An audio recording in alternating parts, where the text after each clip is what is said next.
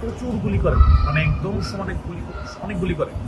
মানে প্রায় সবাই ভেবে নিছে আমাকে মেরে ফেলবে। 22 তারিখ আমার নামে মিথ্যা মামলা। আমি তো যখন ওই যে উকিয়া চলতেছিল, রাত্রে সবাই বের হয়ে গেছিল, আমার মনে হয় যেমন আমার গায়ে আগুন ধরাই দিছে যে না আমার যাইতে খুব খুব ইচ্ছে করছিল যাইতে। আমি ইন্টারেস্ট পরীক্ষার্থী। পরীক্ষার্থী? আমার আগের মাসে, মানে আমার আগের সামনের মাসে 11 তারিখে আমার রানিং পরীক্ষার্থী, ইন্টারের পরীক্ষা দিব। আমাদের এখানে 16 তারিখ থেকে আন্দোলন শুরু হচ্ছে। 16, 17, 18, 18তে পুলিশ নামে প্রথমে। ওই দিন পুলিশ যখন নামে, পুলিশ সমানে গুলি করে, প্রচুর গুলি করে, মানে একদম সমানে গুলি, অনেক গুলি করে। এই গুলির মুখে অনেক পুলিশ সামনে অনেক স্টুডেন্ট দাঁড়াইছে, পুলিশের সাথে ঢিলাঢিলি টিয়ার সেলে মারামারি অনেকক্ষণ করছে। পর্যায়ে ওই যে তাহমিদ ছেলেটা মারা যায়, এরপরে আরো গভীর হয় বিষয়টা, মানে আরো সংঘর্ষ বাড়ে। তো এই এমন অবস্থায় আমিও সামনে যাই, সামনে যাই আমার চোখে গুলিটা লাগে। গুলি এ পাশ দিয়ে লেগে ভিতরে মানে পিছনে রেটিনা ছিঁড়ে, পিছন দিয়ে মানে চোখের যে ইয়েটা এটা ছিঁড়ে আরো ভিতরে চলে যায়, অরবিটে চলে যায়। 2টা বুলেট এখনো ভিতরে আছে। ডাক্তার বলছে যে এগুলা বের করা সম্ভব, এগুলা এর ভিতরে থাকবে, এগুলা সমস্যা না। এরপরে আমি ওই দিন 18 তারিখে আমার গুলি লাগে, আমি ওই দিন নিয়ে এখানে আসি আগারগাঁওতে। এখানে আসার পরে অপারেশন ডেট দেয় পরের দিন। ওরা গুলি বের করে কোনো কিছুই নেয়, শুধু সেলাই করে দেয়, আপাতত সার্জারি করে। 19 তারিখে এখানে ছিল, এখানে আসার পরে 18 তারিখ এখানে আসি। 18 তারিখ এখানে আসার পরে বলছে যে এখন তো অপারেশন হবে না। আমি তো আছি সন্ধ্যার পরে 8টা 9টার দিকে, বলতেছে যে পরের দিন অপারেশন সকাল 9টা বাজে। আচ্ছা ঠিক আছে। পরে একটা সিট দেয়, আমাকে ভর্তি হই। ভর্তি হওয়ার পরে পরের দিন সকালবেলা অপারেশন সেলাই করে দেয়, করে আরো রিপেয়ার করে। এরপরে এখানে একদিন থাকি। 19 তারিখে আমাদের এলাকায় জেল ভাঙা হয়, মানে 19 তারিখে ভাঙা হয়। ওই দিন সকালে শুক্রবার আমার এখানে অপারেশন।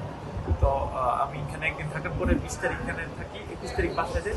22 তারিখ আমার নামে মিথ্যা মামলা, আমি বিস্ফোরণ মামলা হয় আর সন্ত্রাস বিরোধী মামলা হয়। পুলিশবাদী একটা, সরকারবাদী একটা। আমি নাকি জেল ভাঙছি, অথচ আমার এই অপারেশন 19 তারিখে আমার অপারেশন, 19 তারিখে জেল ভাঙছি।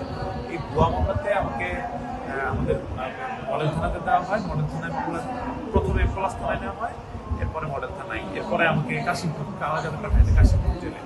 ওইখানে 12 দিন ছিলাম। 12 দিনে চোখের এই অবস্থায়? হ্যাঁ, এই চোখের মানে আমাকে বাসা থেকে আনার সময় 30 থেকে 35 জন পুলিশ যায়। তো তারা এই আমাকে মারধর করে। আমার ফ্যামিলি মেম্বার, বাসায় শুধু আম্মা ছিল, আম্মার সাথেও মারাত্মক মিসবিহেভ, মারাত্মক গালাগাল করে, এবং বাসায় ভাঙচুরের মতো একটা অবস্থা। মানে তারাই সন্ত্রাস। তারা আমাকে মারধর করে এমন অবস্থায় আমি, মানে আমার চোখে একটা গ্লাস ছিল, এটা ভেঙে ফেলে। আমি তখন এমনি ছিলাম, এমনি আমাকে মানে 14-15 দিন আমাকে এমনি থাকতে হয়েছে। আমি কিন্তু এমন না, আমি কিন্তু নর্মাল, কিন্তু ওই যে আমার নিজের সেফটির জন্য আমি এমনি ছিলাম। তো আমাদের এলাকা থেকে যখন আমাকে নিয়ে যায়, তখন মানে পরিস্থিতি এমন ছিল, মানে প্রায় সবাই ভেবে নিছে আমাকে মেরে ফেলবে, খুন করে ফেলবে। আর আমি জেল থেকে আসার, আমি পরীক্ষার্থী, আমি তার পরীক্ষার্থী। ছাত্ররা যখন ওই যে হাসিনা পতনের 2 দিন আগে 9 দফার একটা দাবি ছিল শিক্ষার্থীদের ছেড়ে দেবে, আমি ওই তখন বের হয়ে আমি ফ্যামিলির সাথে যোগাযোগ করতে পারি। এর মধ্যে কোনো যোগাযোগ নেই, আমাকে ট্রেস করতেই পারছে না কোনোভাবেই, কোনোভাবে কারো ট্রেস করতে পারছি না। এর মধ্যে আমার বাবা মা আসলে, আমরা নিম্নমধ্য হিসেবে এক্সিস্ট করি আমি। তো এই যে আমাকে মামলা এগুলো করার জন্য, মানে আমাকে দেখার জন্য বাবা মা মানে মানুষের কাছ থেকে ঋণ করে টাকা ব্যয় করছে উকিলের পিছনে। প্রচুর টাকা, মানে অনেক হিউজ অ্যামাউন্ট ব্যয় করছে, যাতে আমি আসি কিনা, এক্সিস্ট করি কিনা, বা কোথায় আসি জানার জন্য। অনেকে আমাকে মানে বিভিন্ন নাম বলছে, কেউ বলছে বিএনপি, কেউ বলছে জামাত, কেউ বলছে শিবির, মানে কেউ আমাকে গ্রহণই করতেছে। আমি একদম মারাত্মক অপমানিত পর্যায়ে ছিলাম। এই জেলে থাকার পরে যখন বাসায় যাই, তখন আমি ছিলাম মতন হয় না, তখন আমি বাসায় থাকতে পারি না। আমার বাসায় আমি একটা ভাড়া থাকি। আমার বাসায় একবারে আমার বাড়িওয়ালা এবং মহিলা বাইসে শেয়ার করে। তো ওনায় আমার বাসায় তালা মেরে দেয়, বাসা থেকে একটা পরে বের করে তালা মেরে দেয় আমার বাসা। মানে এমন অবস্থা, আমি আমার গ্রামে ফিরে যাই। এই গ্রামে ওইখানে 2-3 দিন ঢুকাই ছিলাম। পরে তো সরকার পতন হয়। এরপরে আবার আমি ডাক্তার দেখাতে আসছি, মানে 10 দিন পরে দেওয়ার কথা ছিল। আমি 14 দিন জেলেই ছিলাম। 14 দিন? হ্যাঁ, 14 দিন জেলে ছিলাম। মোটে 17 দিন পরে আমার এখানে আসি।